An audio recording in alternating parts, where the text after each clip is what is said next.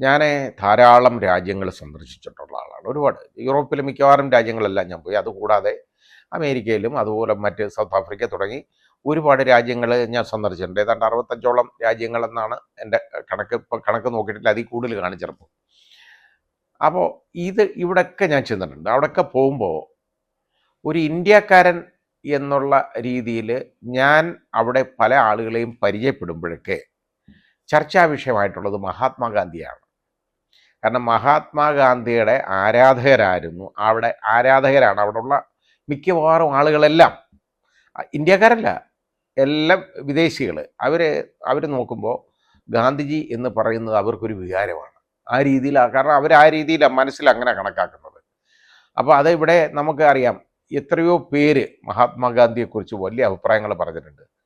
വലിയ അഭിപ്രായങ്ങൾ പറഞ്ഞേക്കുന്നതെന്ന് പറഞ്ഞാൽ, ഇപ്പോൾ മാർട്ടിൻ ലൂതർ കിങ് നമ്മൾ കണ്ടിട്ടുള്ള ആളാണ്. അതായത് ഒരു പരിവർത്തനത്തിൻ്റെ ഒരു തേരോട്ടം നടത്തിയ ശക്തനായ ഒരു നേതാവായിരുന്നു മാർട്ടിൻ ലൂതർ കിങ്. അമേരിക്കയിൽ വെടിയേറ്റ് മരിച്ചാണ് അദ്ദേഹം ഗാന്ധിജിയെക്കുറിച്ച് പറഞ്ഞേക്കുന്നത്, അദ്ദേഹത്തിൻ്റെ ആരാധ്യ പുരുഷനായിരുന്നു മഹാത്മാഗാന്ധി.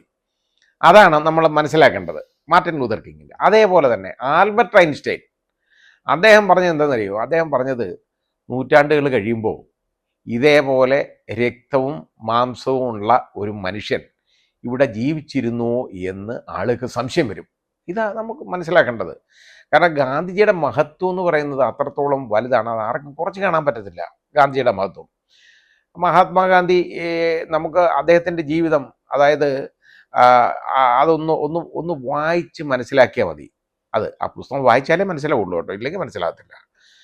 അദ്ദേഹത്തിൻ്റെ ആത്മകഥയൊന്ന് വായിച്ചാൽ മതി, അദ്ദേഹം ആരാണെന്നറിയാം. വെറുതെ വായിച്ചാൽ പോരാ, അത് മനസ്സിലാക്കി വായിക്കണം, എന്നാലേ അത് മനസ്സിലാവുള്ളൂ.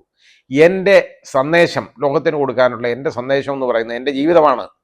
My life is my message എന്ന് പറയാൻ കഴിവുള്ള ഒരൊറ്റയാളെ ലോകത്ത് ജീവിച്ചിരിപ്പോൾ ഉണ്ടായിരുന്നുള്ളൂ, അത് മഹാത്മാഗാന്ധിയാണ്. അപ്പോൾ അങ്ങനെ ഒരാൾ, കാരണം അദ്ദേഹം പ്രവർത്തിച്ച് കാണിക്കുക ചെയ്തുകൊണ്ടിരുന്നത്, അല്ലാതെ വാദോര എന്തെങ്കിലും പറഞ്ഞുകൊണ്ടിരിക്കുകയല്ല, പോയ കോടാലി പോലെ എന്തെങ്കിലും പറയുന്നതല്ല. അദ്ദേഹം അതേപോലെ പ്രവർത്തിച്ച് കാണിച്ചു വരുന്ന ഒരാളാണ്. ഒരിക്കൽ അതായത് ഇത് നമുക്ക് അദ്ദേഹത്തെക്കുറിച്ചുള്ള ഞാൻ ധാരാളം അദ്ദേഹത്തിനെ കുറിച്ചുള്ള പുസ്തകങ്ങൾ വായിക്കുന്നുണ്ട്. എൻ്റെ വലിയൊരു ആരാധ്യ പുരുഷനാണ് അദ്ദേഹം. അപ്പോൾ അദ്ദേഹത്തിൻ്റെ ഉള്ള ഒരു ജീവിതത്തിലുണ്ടായ ഒരു സംഭവം ഒരാൾ അത് പറഞ്ഞ് അത് ഒരുപാട് എഴുതി വന്നിട്ടുള്ളതാണ്, പലരും കണ്ടു കാണും. എന്നാലും അത് പറയാതിരിക്കാൻ നിവൃത്തിയില്ലാത്തതുകൊണ്ട് ഞാൻ പറയുകയാണ്. മഹാത്മാഗാന്ധിയുടെ മഹത്വം എന്തുവാണെന്ന് തിരിച്ചറിയുന്ന ഒരു കാര്യം. മഹാത്മാഗാന്ധി ഒരിക്കൽ കസ്തൂർബ ഗാന്ധിയെ ഉപദ്രവിക്കേണ്ടതായിട്ട് വന്നിട്ടുണ്ട്. മഹാത്മാഗാന്ധി പിടിച്ച് തള്ളി വീട്ടിൽ നിന്ന് ഇറക്കി വിട്ടു. എന്നിട്ട് അവർ പിന്നെ തിരിച്ചൊക്കെ കയറ്റി, അത് വേറെ കാര്യം. പക്ഷെ എന്താ കാര്യമെന്ന് ചോദിച്ചു കഴിഞ്ഞാൽ, അവിടെ അതായത് നമ്മുടെ പട്ടികജാതിയിൽപ്പെടുന്ന, അതായത് അന്നത്തെ ഹരിജൻ എന്നറിയപ്പെടുന്ന അതിലുള്ള ഒരാൾ വന്നപ്പോൾ അയാളെ ഈ ശൗചാലയം വൃത്തിയാക്കാനായിട്ട് കസ്തൂർബായോട് മഹാത്മാഗാന്ധി പറഞ്ഞു. അത് ഒരു മനപ്രയാസം കാണിച്ചു. അതാണ് കാര്യം. അപ്പോൾ ആ രീതിയിലുള്ള ഒരാളായിരുന്നു മഹാത്മാഗാന്ധി. അത് മാത്രമല്ല, ഒരിക്കൽ വലിയ ധനികയായ ഒരു പെൺകുട്ടി അദ്ദേഹത്തിൻ്റെ ഈ തത്വങ്ങളിലൊക്കെ ആദർശങ്ങളിൽ ആകർഷ്ടയായിട്ട് അവിടെ ചെന്നു. അദ്ദേഹത്തിൻ്റെ ആശ്രമത്തിൽ ചെന്നു കഴിഞ്ഞപ്പോൾ എന്താണെന്ന് ചോദിച്ചപ്പം പറഞ്ഞ്, അല്ല നിനക്കിവിടെ പ്രവർത്തിക്കാനൊക്കെ പറ്റുകയില്ല എന്നൊക്കെ ഗാന്ധിജി പറഞ്ഞു. പക്ഷേ ആ പെൺകുട്ടിക്ക് അവിടെ ജോലി ചെയ്യണം. അപ്പോൾ അവിടുത്തെ മാനേജറെ ഗാന്ധിജി വിളിച്ചു പറഞ്ഞു, സബർമതി ആശ്രമത്തിലെയാണ്, വിളിച്ചു പറഞ്ഞു ഈ കുട്ടിക്ക് ഒരു ജോലി കൊടുക്കാൻ പറഞ്ഞു. അപ്പോൾ ആ കുട്ടിക്ക് ജോലി കൊടുത്തത് എന്താണെന്നറിയോ? ജോലി കൊടുത്തത് ഒരു പട്ടികജാതിയിൽപ്പെടുന്ന ഒരു വൃദ്ധനായ ഒരാൾ, അയാൾക്ക് ശരിയായ സ്വബുദ്ധിയില്ല, അവിടെ താമസിപ്പിച്ചിട്ടുണ്ട്. ആരുമില്ലാത്ത അനാഥനാണ്, പ്രായം ഒരുപാടായി. അത് കാരണം അയാളെ ആ മലമൂത്ര വിസർജനമൊക്കെ ആ മുറി തന്നെയാണ്. അപ്പം അയാളെ പരിചരിക്കാനും വൃത്തിയാക്കാനുമാണ് ഈ പെൺകുട്ടിക്ക് കൊടുത്ത ജോലി. പെൺകുട്ടിക്ക് കണ്ട് ഞെട്ടിപ്പോയി. പക്ഷേ ആദ്യത്തെ ഒരു 5-8 ദിവസം, ഒരാഴ്ചയോളം ഈ പെൺകുട്ടി ഇത് കഷ്ടപ്പെട്ടങ്ങ് ചെയ്തു. കാരണം ഇയാൾ തെറിയും വിളിക്കും, ഇതെല്ലാം വൃത്തിയാക്കി കഴിഞ്ഞാൽ ഇയാൾ ചീത്ത വിളിക്കും, അതും എല്ലാം കേൾക്കണം. അത് കഴിഞ്ഞപ്പോൾ ഒരിക്കൽ ഗാന്ധിജി നടന്നു പോയപ്പോൾ ഈ പെൺകുട്ടി ഇങ്ങനെ കണ്ണീര് തുടയ്ക്കുന്നത് ഗാന്ധിജി കണ്ടു കഴിഞ്ഞപ്പോൾ ആ മാനേജറുടെ അടുത്ത് പോയി പറഞ്ഞു, ആ പെൺകുട്ടിക്ക് ഒരു കാര്യം ചെയ്യും, ഇവിടെ തോട്ടം നനയ്ക്കുന്ന അതുപോലുള്ള ചെടി നനയ്ക്കാനുള്ള ജോലി എങ്ങാനും നമുക്ക് കൊടുത്തേക്ക്. അതിൽ നിന്നൊന്നും മാറ്റാൻ പറഞ്ഞു. അന്ന് മുതൽ ആ പെൺകുട്ടി വളരെ സന്തോഷമാണ്. കാരണം അത് വളരെ സന്തോഷമായിട്ട് ഈ ചെടി നനയ്ക്കുകയൊക്കെ ചെയ്തപ്പോൾ അത് നല്ലൊരു ഇതായിട്ട് ആ രീതിയിലേക്ക് പോയി. അത് സന്തോഷവതിയായി. അപ്പോൾ ഒരിക്കൽ ആ പെൺകുട്ടിക്ക് തോന്നി, എടാ ഇത് ഞാൻ ചെയ്തുകൊണ്ടിരുന്ന ഈ ജോലി ആരാ ചെയ്യുന്നതെന്ന് അറിയാനായിട്ടൊരു താല്പര്യം.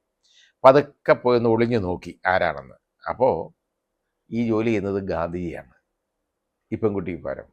അതാണ് മഹാത്മാഗാന്ധി എന്ന് പറയുന്നത്. അങ്ങനെയാണ് അദ്ദേഹം മഹാത്മാവാകുന്നത് രവീന്ദ്രനാഥ് ടാഗോറിൻ്റെ ഭാഷയിൽ.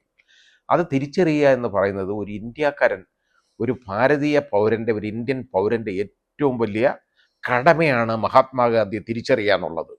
ലോകമറിയുന്ന മഹാത്മാഗാന്ധിയെ, ലോകം ആരാധിക്കുന്ന മഹാത്മാഗാന്ധി തിരിച്ചറിയുക എന്നുള്ളത്. ഞങ്ങൾ സൗത്ത് ആഫ്രിക്കയിൽ ആദ്യം ചെല്ലുമ്പോൾ, ആ കേപ്പ് ടൗണിൽ ചെന്നപ്പോൾ ഞാൻ കാണുന്നത് അവിടെ ഇമിഗ്രേഷനിൽ അവിടെ സെക്യൂരിറ്റി ചെക്കിൽ അവിടെ ഇറങ്ങിക്കഴിഞ്ഞപ്പോൾ കാണുന്നത് 2-3 സായിപ്പന്മാർ മുഴുവൻ, അതായത് അവർ വെള്ളക്കാരാണ്. അവരുടെ ഈ ഷെഡി മാത്രമേ ഉള്ളൂ, ബാക്കി വസ്ത്രങ്ങൾ മുഴുവൻ പരിശോധിക്കുകയാണ് കേട്ടോ, വളരെ സന്തോഷത്തോടുകൂടി. അത് കറുത്ത വർഗ്ഗക്കാരാണ് അവിടെ പരിശോധനയ്ക്കുന്ന മുഴുവൻ. അവർ അവരങ്ങ് ചിരിച്ചുല്ലസിച്ച് ഇവരെ കൊണ്ട് ഇതെല്ലാം ഊരിച്ചു മൊത്തം അവരത് പിടിച്ചൊക്കെ ഞെക്കിയൊക്കെ നോക്കുന്നുണ്ട് ദേഹത്ത്. ഇതൊക്കെയാണ് കാണുന്നത്. ഞാനും വിചാരിച്ചു, ഞാനന്നേരം ഈ സൂട്ടൊക്കെ ഇട്ടേക്കുക, ഞാൻ വിചാരിച്ചു ഇതെല്ലാം അഴിച്ചു മാറ്റണമല്ലോ, എന്ത് കഷ്ടപ്പാടാണ് എന്ന് ഞാൻ വിചാരിച്ചു. പക്ഷേ you are from India, Gandhiji's country. ഇതാണ് അവിടെ. ഞങ്ങൾക്കൊരു പരിശോധനയില്ലായിരുന്നു, എനിക്കും എൻ്റെ ഭാര്യയ്ക്കും. അപ്പോഴേ നേരെ എടുത്തടിച്ച് അറൈവൽ അടിച്ച് അങ്ങോട്ട് കയറ്റി അങ്ങ് വിട്ടേക്കാണ് അതിനകത്ത്. അതാണ് ഗാന്ധിജി, മനസ്സിലാക്കണം. കാരണം ആ നാട്ടുകാർക്കറിയാം ഗാന്ധിജി എന്തായിരുന്നെന്ന്, ഇന്ത്യക്കാർക്കറിയില്ല. അതാണ് പ്രശ്നം. ഇത് അവിടെ നിന്നല്ല, ഒരുപാട് സ്ഥലങ്ങളിൽ ഞാൻ കണ്ടിട്ടുള്ളതാണ്. ആ രാജ്യങ്ങൾ, വിദേശ രാജ്യങ്ങളിലുള്ള ആളുകൾക്കെല്ലാം മഹാത്മാഗാന്ധി അത്രത്തോളം മഹാനാണ്, ഇഷ്ടമാണ്. നമ്മുടെ ബഹുമാന്യനായ പ്രധാനമന്ത്രിക്ക് മാത്രം അത് അത്രത്തോളം അദ്ദേഹത്തിനെ കുറിച്ച് അറിയില്ല എന്ന് എനിക്ക് തോന്നുന്നു. കാരണം ആറ്റൻബറോയുടെ സിനിമ കണ്ടപ്പോഴാണ് 1982 മഹാത്മാഗാന്ധിയെ ലോകം അറിയാൻ തുടങ്ങിയത് എന്നാണ് അദ്ദേഹം പറഞ്ഞത്. നിർദോഷമായിട്ടാണെന്ന് ചിലർക്ക് തോന്നാം. കാരണം അദ്ദേഹം പറഞ്ഞ മാർട്ടിൻ ലൂതർ കിങ്ങിനെ അറിയുന്നു, നെൽസൺ മണ്ടേലയൊക്കെ അറിയുന്നു. പക്ഷേ ഗാന്ധിജിയെക്കുറിച്ച് ആളുകൾ അറിയാൻ പോകുന്നു. ആർക്കൊക്കെ അറിയാം? ഗാന്ധിജിയെക്കുറിച്ച് അറിയുന്നത് ആറ്റൻബറോ സിനിമ വന്നു കഴിഞ്ഞാണെന്ന്. ഗാന്ധി എന്ന് പറഞ്ഞു കഴിഞ്ഞാൽ എന്താ ഞാൻ അതിനെക്കുറിച്ച് പറയുന്നത്? എനിക്ക് പറയാൻ അറിയില്ല.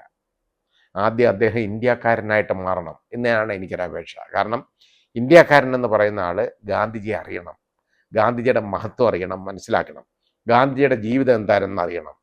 ഇത് അല്ലാതെ ഗാന്ധിജിയുടെ ഘാതകനെ അനുസ്മരിക്കുന്നതിലോ അദ്ദേഹത്തിന് വേണ്ടി സ്മാരകം പണിയുന്നതോ അല്ല ഒരു ഇന്ത്യക്കാരൻ്റെ കടമ, അല്ലെ ഇന്ത്യക്കാരുടെ കടമ. അതൊന്നുമല്ല.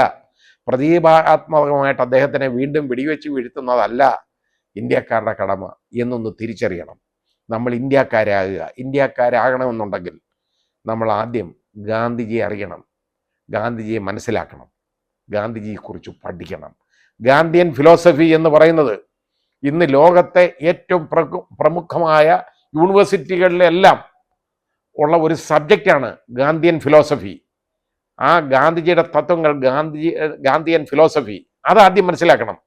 എല്ലാ യൂണിവേഴ്സിറ്റികളിലും റിസർച്ച് നടത്തപ്പെടുന്ന സബ്ജക്റ്റാണ് ഗാന്ധിയൻ ഫിലോസഫിയിൽ. എത്രയോ പേര് റിസർച്ച് ചെയ്തുകൊണ്ടിരിക്കുകയാണ് ലോകം മുഴുവൻ, പ്രശസ്തമായ യൂണിവേഴ്സിറ്റികളിൽ, അമേരിക്ക പോലുള്ള രാജ്യങ്ങളിലെല്ലാം എല്ലാം. അതൊന്ന് തിരിച്ചറിയണം, മനസ്സിലാക്കണം. ഗാന്ധിജി ആയിരുന്നു നമ്മുടെ രാജ്യത്തിൻ്റെ എല്ലാം. അതുകൊണ്ടാണ് അദ്ദേഹം രാഷ്ട്രപിതാവ് എന്ന പേരിലും മഹാത്മാ എന്ന പേരിലും അറിയപ്പെടുന്നത്. അതൊന്ന് തിരിച്ചറിയുക.